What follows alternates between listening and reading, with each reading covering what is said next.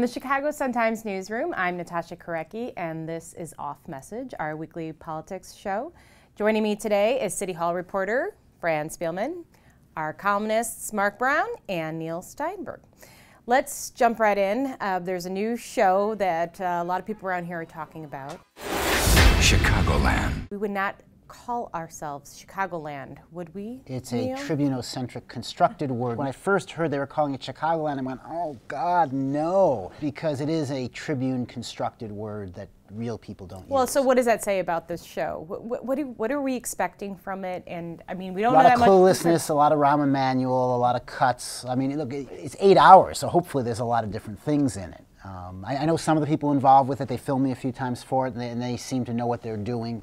So I think there's a lot in this city that we should be optimistic that they can kind of capture some of So the they menu. filmed you. Can you give us a little taste of what might be in there? We're talking about the mayor on WBEZ with Eric Zorn, going through the Cook County Jail with Tony Preckwinkle, who was trying to create some more spaces for defendants to talk to their lawyers, so that kind of had a gritty. The mayor's office would call me a lot worried that they were focusing on violence as if that were a problem here. And so wait a minute. So the mayor's office is calling you yes. worried about what's and Fran, you cover the mayor all the time. How indicative is that of? Oh, they are who they are, freaks personified. If you get a comma wrong, if you get anything wrong in a story, or even if they don't like it, they don't like the headline, they'll be badgering you. They are notorious for waiting hours throughout the day to comment, and then you get a vanilla canned quote by email. So what is a show like this going to do to Rahm sitting back there? He's not going to be able to control it. He doesn't control it, but he must think that this is going to be a tribute to him in some way overall. He won't control every aspect of it, but overall, he expects probably that it's going to make him look like Superman. No resident from the mayor on down gets a pass. I mean, it is being billed in the national media as a Rahm Emanuel reality show, which, I mean, he's got to kind of enjoy. You know, I do think there's sort of a national curiosity about him. You know, he was on Letterman. It's time to get the city moving and on a new chapter. People want to know more about the guy. He's the alpha mayor in the country. Bloomberg's gone. De Blasio is still trying to find the Johns and Gracie mansion. Who's the mayor of Los Angeles? I do have to say, though, that these producers were sneaky because we were at a press conference and suddenly I looked up and there was a boom mic over us and they were trying to listen in on a private conversation. So not during the press conference? But No, just a private, yeah. And I said, wait a minute, what are you doing? And I let him have it. Did they get that on tape? No, I don't think so. I hope not. He cares a lot about the national press. And I don't know if that's because he's going to run for some larger office, but I don't believe that. I think it's more that it's force of habit. To him, the national press is what means something. Oh yeah, and at the convention in Charlotte, I mean, he is greeted like a rock star wherever he goes. You don't even say his last name, just Rahm. He walks down a hallway and he has all these people he's cultivated in the national press for so many years, and he's going to call in those chits sometime. But don't you have some physical evidence from Rahm himself saying that he was not going to run for anything? Oh sure, I have the paper. I don't think he's ever. I mean, this is awful. He's not going to run. I'll tell you why. Because he doesn't play any game that isn't rigged for him to win. And I can't see the presidency being rigged for Rahm Emanuel to win for a variety of reasons. Wouldn't you agree with that? What about running mate? What about Hillary's running mate? That I could see. A fundraiser? A guy who can be the... Yeah, no, he'll be back in the Oval Office. He'll be doing other things. I'm just saying is I don't see him Mark, running for president. You do not look like you're on board on this one. I don't know. I mean, I think he likes being mayor. That is a fun job. You have so much power. He's president of Chicago. Absolute power. Fran, what do you think has to be in this to show the real Chicago? It's got to show the real Chicago or the real Rahm? Well, the real Chicago. It's got to show the narcissism of Rahm. Everything is about him. It's always about him. He has these talking heads who stand with him at these press conferences. They don't say a word. It's always about him. Mark, what do you think has to be in there to be the real Chicago? Well, it looks like they got one of their stars as a teacher. They got to get it real people somehow, which is what this city's about. And I guess the teacher looks as close as they came from what I've seen of the trailer. Neil, let's go back to you.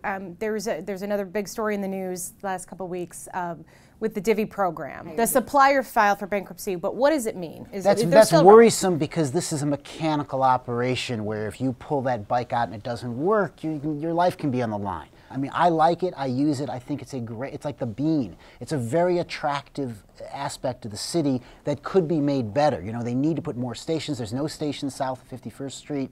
And so there's whole areas of the city, for good or ill, that aren't covered. If the company that runs it is insolvent, that's something we should have figured out. You know, we only started it in July, and for them to go bankrupt now, someone didn't do their due diligence. Well, Fran, you wrote a story about the city withholding $2.1 million contributed to this. Can you talk about that a little bit? Right.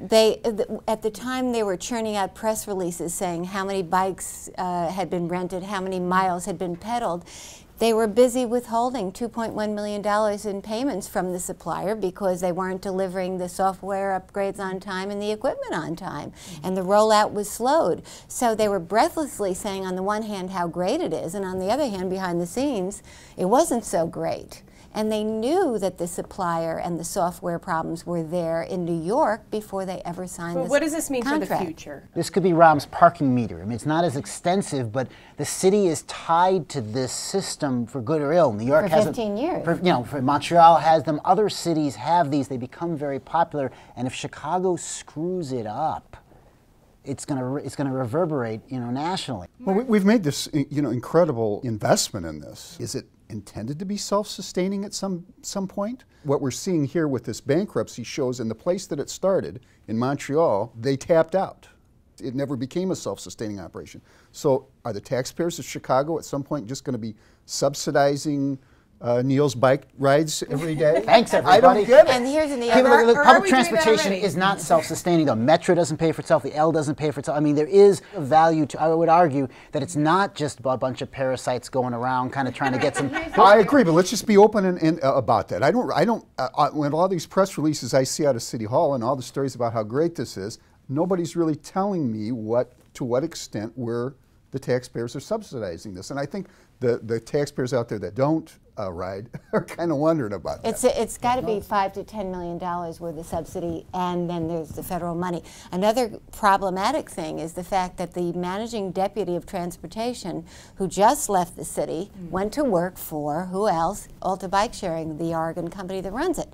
And 2 years ago, there was a losing bidder who alleged that this whole thing was rigged for Alta because the transportation commissioner at the time, Gabe Klein, worked for Alta as a consultant before. So there's that whole aspect as well that's quite troubling. Does Rahm deserve any credit, City Hall deserve any credit for trying this? Not just the Divvy program, but adding all these bike lanes. First of all, let's say this. Mayor Daley started this. He came back from Paris. He wanted to do the bike sharing program. He didn't pull it off. It was his idea. Rahm has taken it to another level and pulled it off. However, he has also been very anti-motorist in taking over streets and having protected bike lanes and shrinking the area for motorists.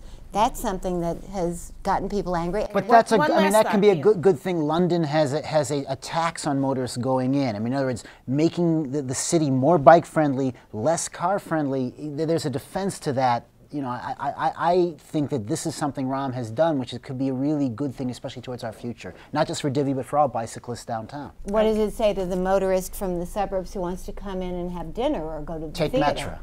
Well, okay. All right. With that, let's get to the quotes of the week. You look very prepared, Mark Brown. I'm very prepared. You look very prepared. We don't want to be snitches. Sadly, that is an unidentified Catholic Church official who was covering up for Reverend Russell Romano, who had abused at least 13 boys in the church between 1973 and 1991.